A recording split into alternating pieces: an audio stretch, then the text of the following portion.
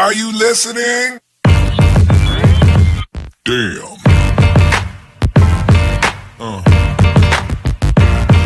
Yeah. Yeah. Another episode of Trash Talk. I'm TJ O'Connor. With me, as always, Damian the Wolverine Hill. And Trash Talk is joined tonight by the Bull, Jimmy Barnes, who's getting ready for a big fight out in Las Vegas this Saturday night, October 3rd. But first, the sponsors of the show: Valhalla Combat Sports Incorporated, Ink Shrinks Tattoo, Origin Wellness CBD, the Striking Institute, Spartan Martial Arts, James Clark Sports Psychology and Hypnosis Therapy, the Fighters, and my mom. Jimmy, thanks for taking the time to join us on this exciting week for you. How you doing, sir? Doing all right, guys. Thanks for having me. It's always a pleasure being on with you guys. Yeah, I mean, I'm glad that we have you on again. I was kind of thinking that this was going to be a post-fight interview when we would have you back on again. That fight, well, we'll get into that, I guess. But how did this fight come together, especially since you already had a fight technically scheduled? And I guess this is a way better opportunity, I would believe. Well, I'll let you say what you got to say. I'm not going to put words in anybody's mouth. Right on. Yeah. I mean, just like you and everyone else, it's like, how did you get a contract with Top Rank? Like, how did especially your second fight, you know? And honestly, it's a blessing. I mean, it came out of nowhere.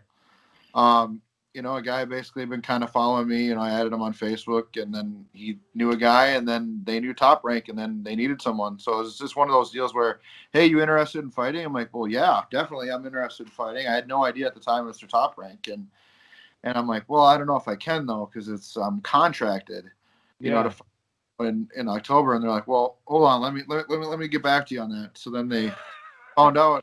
They're like, let me get back to you, and I'm like, oh, okay, you know. Then I find out that my contract was bought out, and now I'm back. You know, I'm fighting for Top Rank. So I was just like, it's like, dang, you know, I'm like, all this for, you know, for a one fight, you know, and stuff like that. Like I said, I'm truly blessed how this happened. I don't know how it happened, or because, like I said, there's thousands of heavyweights out there, and I got chosen, so it must be for a reason. That's awesome to hear. And I know Damien had something to say, but just I got hype hearing that, you know, how this all works out for a reason. And then I'd be remiss not to ask, is this a one fight, you know, almost like a tryout deal with Top Rank, or did you sign a multiple fight deal?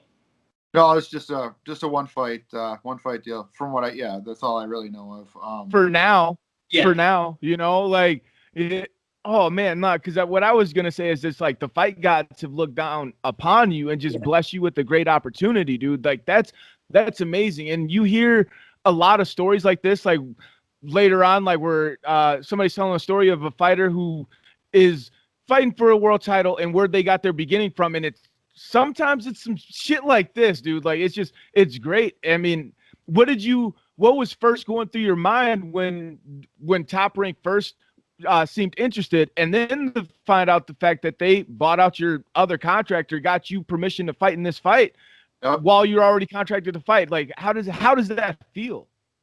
Oh, dude, it's surreal. It's surreal. I know, to say the least, it's unreal. I can't, you know, it's weird. It's like not even a year ago, I was amateur. You know, I was looking back at the memories, and it's like I was amateur. I was fighting Tommy a year ago. You know, it's like so much has happened between now and then that it's, you know, right now I'm just along for the ride. And then, you know, it seems like the ride is going a little quicker than I thought. Yeah. And this is the perfect time for some. Okay, so into this fight, I'm sorry, Damien. I think we're on a delay. You go ahead. Yeah, my bad. I'm really sorry about that. It does say poor connection at the top of my screen, but yeah, I was just gonna say you were preparing for one fight, a totally different opponent. Obviously, you know, every fight is different. How much do your opponents have any similarities? What do you know about your new opponent compared to the things that you were doing to prepare for your scratched opponent, I guess? The scratched opponent, he was more of a boxer. He had a big amateur background, you know, in boxing and stuff. So I knew I was going to get a boxer when I go against him. Not to say that this kid isn't a good boxer or anything, but he's got the MMA base. He's kind of got the same story I do. You know, he's a wrestler. You know, it's just, yeah, he's got good hands. He's finished guys. He's fought on the Contender Series. So I mean, he's tough. He's proven himself.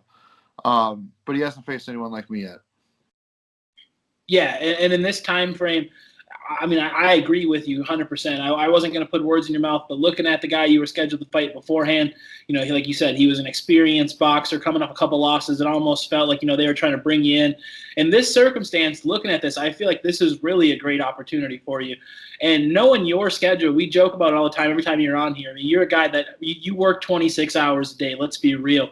Knowing that this fight opportunity you got is 2 weeks sooner than your last opportunity that was scheduled, what was the shift? Did you shift specifically towards specific things for fighting, knowing that you have to take 2 weeks off of your camp? Because I know how meticulous you take your camp and how hard you work.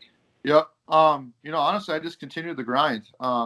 This was a part of camp that I was really, really grinding hard. And I just continued it. My trainers and stuff kind of put me to the test the other day, and I passed with flying colors. They think I'm in the best shape of my life.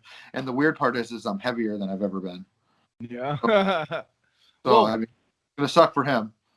Oh, yeah. Well, we know you like to lift a little bit too, Do you feel like you're developing your boxing skill and your power along at the same time? Because it's one of those things that I thought about after your last performance, that knockout, and I'm just like, man, the combination of the two seem to be working for you. Is that how you feel? All I could say with that one is just tune in. Tune in. I've come. I am probably 20 times the fighter I was 6 months ago. I can't explain it. I can just show it. You know what I mean? That's the best thing I can really do. I want to explain it, but I mean, everyone else can put it into words more than me. But just having my coaching staff and other people watching, they're just like, holy crap, holy crap, holy crap. And it's just like, yeah, that took a lot of work. Yeah, and speaking of your coaching staff, that was one of the things we've talked to Mark before on the show, and obviously off camera before as well. And the one thing he always said was, man, once Jimmy's confidence gets with his skill level, it's going to be a problem. And like you said, we've seen that the last 12 months. I mean, I know it's more, necessarily the ring's always going to be the same size. There's always going to be a ref and an opponent. But knowing that you get this opportunity on such a big stage, does that boost the confidence a little bit more leading into this opportunity, knowing that they seen something in your first fight and, want to see you do it again? Yeah. To me, this is my opportunity. This is it. If you want any stage to prove yourself on, this is it. If you want any stage to represent Minnesota and represent what the fight scene's all about, what the boxing scene's all about, this is it. This is where you put on the show and you show people what you want to show, and hopefully change your life after that point. Oh man, dude, it's one of those things where I hate asking people what they want to show off in the fight, because everybody has, I guess, personal fight goals, there's times where it's like, oh, I want to finish this person with a body shot, but granted, like sometimes the shot never presents itself in all that way. It's like, picture perfect way for you to win. What do you want to do in there? Flying uppercut. No, I'm just kidding. That'd be pretty freaking cool, though. Yeah. My point is, honestly, I can't really say what's going to happen, because everyone has a strategy till they get punched in the face, and You guys know that. It is what it is. It's the same with him, same with me. I'm just going to go in and break him. Simple as that. I'm going to break him, and I'm going to see if he can handle it and how long. Oh, hell yeah, dude. I love that. Yeah, and you talked about, you can't predict these things. Fights happen, but you may also mention, your opponent has an MMA background as well, similar type of style fight. What type of fight are you expecting, and what do you have to bring with you? You get your bag that you got to bring on the plane, but what's the one thing you got to bring with you into the ring to make sure you get your hand raised on Saturday night? My inner animal. It's just I just gotta unleash it and let my hands go. That last fight, I just let my hands go. I let the rest do the talking. I I still use my skill, in different things, but ultimately I just let them go. And I think this is going to be almost like a dog fight, because I've seen this guy get in a bunch of wars. He's no amateur. They're obviously bringing me in for him for a reason. Oh, I'm going in the underdog, which is crazy. Yeah. Dude, okay. I feel like we talked about this like way back when you first took your first boxing match. But to the people that don't know, what made you want to say I want to make the switch from MMA? You grew up wrestling, had a dominant wrestling career, got into MMA, had some success, and then decided, you know what? I want to go box. And it was to a lot of people kind of out of nowhere. What inspired and you're having success in it. So I'm not questioning it. I'm just like, what inspired that? Getting my ass whipped in boxing. Hold You on. know, that is what it was. I mean, I straight up for 3 rounds got outstruck, and I could not stand it. I could not stand any of that. I vowed I would never let that happen again. You know, at least out of my control.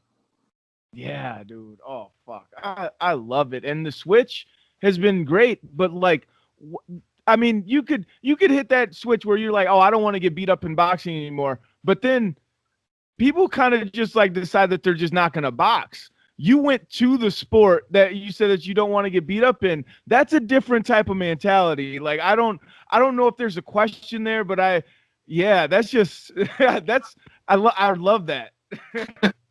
Same. I'm glad you picked up on that because that was one of the things I wanted to touch on. Is I loved how you phrased that. You're like, I was in a bad spot. So what I'm going to do is I'm going to go fight people that on paper are better than the guy that put me in that bad spot. I want to go get tougher competition. I want to test myself against better guys and prove that I'm not going to be in that scenario again. I just love the mentality that you bring to fighting. Obviously, I'm on board with the Jimmy Barnes Bowl train. Heck yeah. And I mean, there's been a lot of people that have, helped prepare me in the last 6 months. Mark's been amazing. His son Dakota always helps me. My new boxing coach is Oscar and stuff. And, Al Sands, you guys are what? He's been working with me quite a bit and getting good rounds in with them. Getting rounds in with really good people. That's my biggest thing is I've always surrounded myself with people that are, that are going to help make me successful. And, that's what I've done, and that's why I've been able to jump leaps and bounds in my training and in my fighting, so fast. Yeah, hell yeah, dude. Yeah, and I'm glad you brought that up because I wanted to ask about that. And you're working with Al Sands, and everybody who's in the Minnesota fight scene, they know who Al is. I mean, super accomplished, fought all over the world. What's it like working with him, getting that experience, and what have you taken away from him? Just by working with him outside of the ring to help mentally prepare you for this fight? I mean, it's humbling. It's a humbling experience when you get a guy that's, had that, that level experience he has. He's been there. He's done it. He's fought in some of the biggest fights you can think of, Russia, Poland, all that. So, I mean, I'm gaining, and he's trained with he's trained with world champions. He's top ranked in the world in the U.S., So it's like, by him having that experience and then bringing it on to me is only going to help me out. You know what I mean? So it's like, and I've used it even in my gym, like some of the stuff he's taught me and different things I've done. I've used it for the younger generation too. So the fight is going to be for Top Rank, and is it going to be on Showtime or Fox or? I'm sorry, what? ESPN Plus. Okay, ESPN Plus. So that was my next question. How can people tune in? I guess and that is the stream. That is the streaming service, right? Yep, that's the one that the UFC's on and stuff. So it's okay. That's pretty sweet. That's a huge honor too. So dude, hell yeah. So what? I guess what time do the fights start? Do you know which fight you are approximately on the card and all that? I don't know what the exact like the lineup is, but I would assume I'm probably within the top 2 fights. I would assume. I think there's 7 on the card, and I think at the end you even get a world title fight. So WBC title. So, I mean, like I said, this is just a huge honor to it's unreal. And it's time to shine. It's time to show what the bull's made of. Man, yeah. I love it. This is the perfect time for a fighter like you in this COVID scenario, someone who's willing to raise their hand and go, I'm your guy, put me in. And it's an opportunity that you definitely deserve for sticking your hand up. So, I mean, if you're watching this, you better be watching Jimmy's fight this Saturday. Best of luck to you. Safe travels, Jimmy. Before we do wrap this up here tonight, always want to give you an open platform. I know you mentioned some of them, but to thank any teammates, sponsors, anybody that's outside the gym that's been there for you. You know the deal, sir. Absolutely. Well, thanks, guys. I really appreciate you guys interviewing me and everything too. That's it's a great part. You guys do an awesome job for the fight community, and even during this crazy epidemic, it's been unreal. But I'd like to thank my sponsors. I got a couple new sponsors: Clench Fitness, Kanabec Auto Sales, Kappa Tattoo, and then all the rest of my other sponsors that have kind of helped out throughout my career. My coaching staff: Mark Goad, Mike McKean, Dakota, Oscar, all you guys. My parents, my mom and dad have been super supportive, helping watch kids. And then one of the biggest ones I want to thank is my wife. My wife has been there. She's been here at home training. She's been training the kids. Yeah. She's this is the platform I got now to really try to change my kids' lives. That's what I'm doing now. Everything that I've trained for and everything that I've worked for is in this moment, and I know that, and I'm going for it. Dude. Saturday night, October 3rd. I got nothing other to say. You heard him. Come watch him fight. Be there or be square. Like this video. Subscribe to Trash Talk with Damian and TJ. And do not be a hoe.